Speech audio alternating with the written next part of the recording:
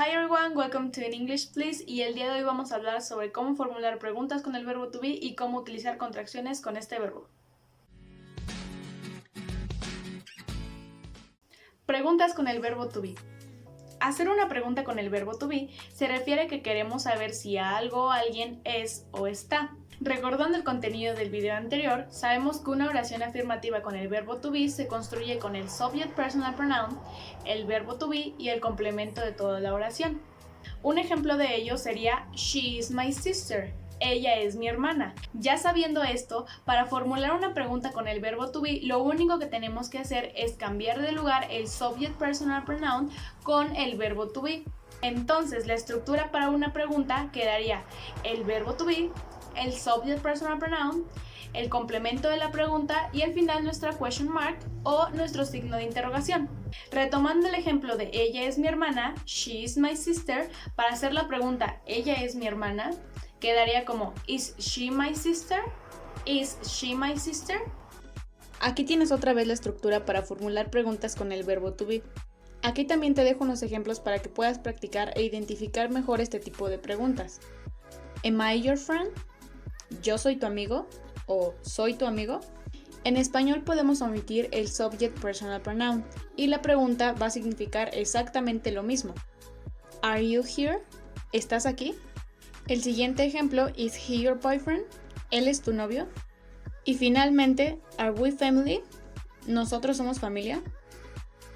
Ahora, hablando de las contracciones con el verbo to be, su función es acortar las oraciones que digamos. Y esto es muy importante porque a la hora de estar hablando en inglés puede sonar más fluido y más cómodo con lo que estés diciendo. En inglés se van a utilizar para acortar oraciones afirmativas y oraciones negativas. Las contracciones en oraciones afirmativas van a acortar la estructura del verbo to be en sus tres formas. Vamos a eliminar la primera letra de am, de is y de are y las vamos a sustituir por un apóstrofo. En estos ejemplos puedes ver mejor el cambio que se hace. El primero es I am your friend y después con la contracción es I'm your friend. Las dos oraciones significan lo mismo, yo soy tu amiga o soy tu amigo en todo caso. El siguiente ejemplo es you are here y con la contracción queda como you are here. Y por último la oración he is your boyfriend, con la contracción quedaría he's your boyfriend. Ahora, hablando de las contracciones en oraciones negativas, existen dos maneras de hacerlo. La primera es muy similar a la que acabamos de ver con las oraciones afirmativas, ya que vamos a eliminar la primera letra de am, de is y de are, dejando intacto enfrente de eso la palabra not. Por ejemplo, I'm not your friend, you're not here, he's not your boyfriend. La segunda manera no va a aplicar para el am not, solo para el is not y para el are not.